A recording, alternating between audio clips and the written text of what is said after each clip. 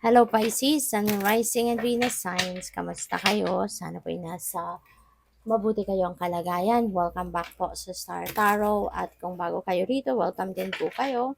Please subscribe, like, share my videos, and leave me a comment kung naka-resonate po kayo. Thank you. So, first card ninyo, Pisces, Justice. Ayan. So, magkakaroon na kayo ng hustisya. So, this is good kasi justice will be served. Kung ano man itong ipinaglalaban mo, ano man itong kino-complain mo, so maaaring magkakaroon na yan ng magandang resulta sa ngayon at makukuha mo na yung hustisya na pinaglalaban mo. This is the start also of getting the balance back in your life. Baka ito na din yung magiging susi para na mas makakapag-focus ka na sa sarili mo, makapag-focus ka na sa pamilya mo, yung gano'n, at makukuha mo na yung balance sa buhay mo. Kasi siguro nagkakaroon ka ng imbalance in the past kasi ito yung pinoproblema mo. Nai-stress ka dito, inaasikaso mo, na busy ka siguro, 'di ba? Sa pag-aasikaso ng kung ano man ang mga bagay-bagay, no, related to that complaint or related to that case.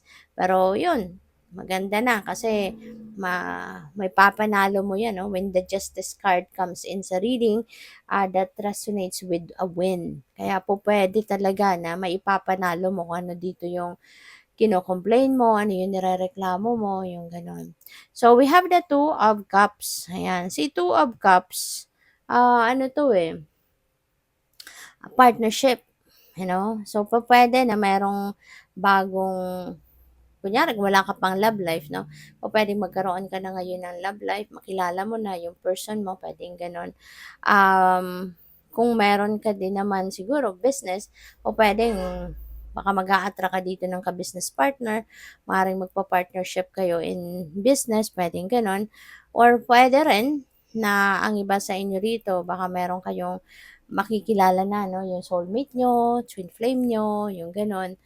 Or po pwedeng bagong kaibigan, no? Magkakaroon kayo ng bagong friend at this time. And with the devil energy, this is a Capricorn energy, you know. So baka isang Capricorn ang makikilala mo. Baka isang Capricorn na makakapartner mo sa trabaho, makaka-collab mo, magiging kaibigan mo, magiging mandiligaw mo, magiging jowa mo, or pa pwede makaka-business partner mo. So, maybe you're going to be dealing with a Capricorn person. No? So, pa pwedeng ganun yan. So, tingnan natin ano pa ang ganap. And by the way, maraming salamat for subscribing.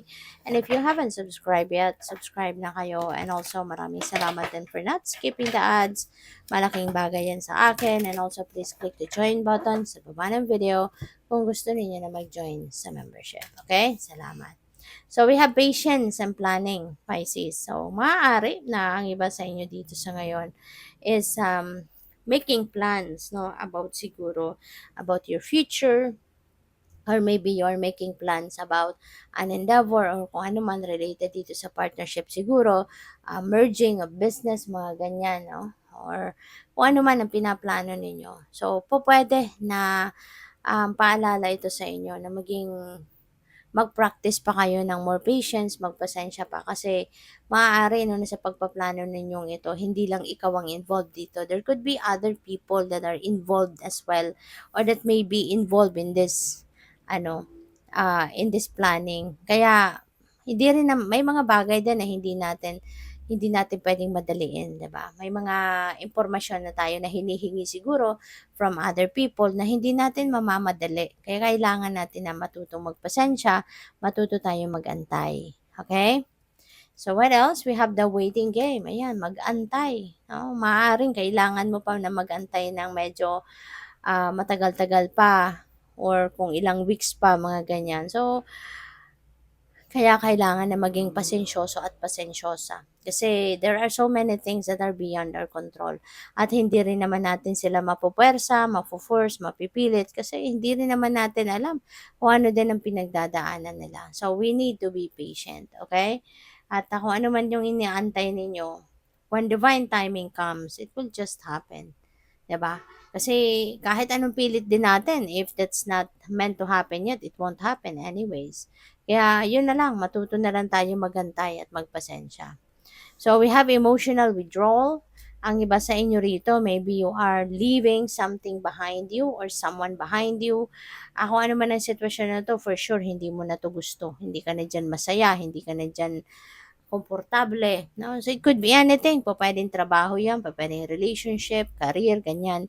At, ano na, wala na diyan yung puso mo, wala na diyan yung isip mo sa sitwasyon na 'yan. Maaari na nandiya-diyan ka pa, physically nandiya-diyan ka pa kasi, maaaring, nag-aayos ka na lang ng mga, bagay-bagay, papeles, mga magpapaalam ka pa siguro, yung mga ganyan ba. So, maybe you are just ano, finishing up kung ano man ang mga kailangan mong tapusin pa diyan and you're gone, 'di ba? Pero yung puso mo wala na diyan. Hindi na 'yan ang gusto mo. Hindi na 'yan ang hindi na 'yan ang gusto mong sitwasyon para sa sarili mo. So, we have partnerships and alliances, ayan. So, pupuwede talaga na maraming ano, maraming friendship, maaaring mas dadami na din ngayon yung mga makikilala mo, networking ka ngayon, you are, widening your horizon. Siguro mas marami ka dito ngayon makikilalang clients or customers or yun nga, mga magiging kaibigan, kasosyo.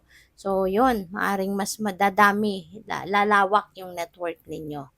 Moving on, this could be related to this emotional withdrawal. So, kung ano man itong sitwasyon, you are definitely going to move on from that kasi talagang ayaw mo na 'to. Hindi ka na masaya diyan, hindi ka na komportable diyan, kaya ang naiisip mo dito umalis ka na sa sitwasyon na 'yan. Kasi kumbaga if you're going to stay longer diyan sa sitwasyon na 'yan, parang naiisip mo siguro na sayang, sayang naman ako, sayang naman ang talents ko, sayang naman ang skills ko, sayang naman ang spiritual gifts na meron ako, 'di ba? Kung matitenga ka na lang diyan sa sitwasyon na 'yan. So, maybe also you are seeking for a deeper meaning in your life. Alam mo siguro na marami ka pang magagawa, meron ka pang maraming pwedeng itulong sa ibang tao, kaya you'd rather move on, 'di ba, from this situation. Kasi sayang, maaring hindi ka na rin din talaga diyan masaya. And kung saan ka man papunta, saan ka man patungo, maaaring alam mo na doon ka magiging masaya. Alam mo na sa pupuntahan mo, magiging komportable ka, mas magiging masaya ka, marami kang matutulungan, you can touch many people's lives, marami kang taong pwedeng mapasaya pa, 'di ba? Kisa mag-stay ka sa kung nasaan ka sa ngayon, no? Kaya good luck sa iyo. Thank you for watching. Love and light. Namaste.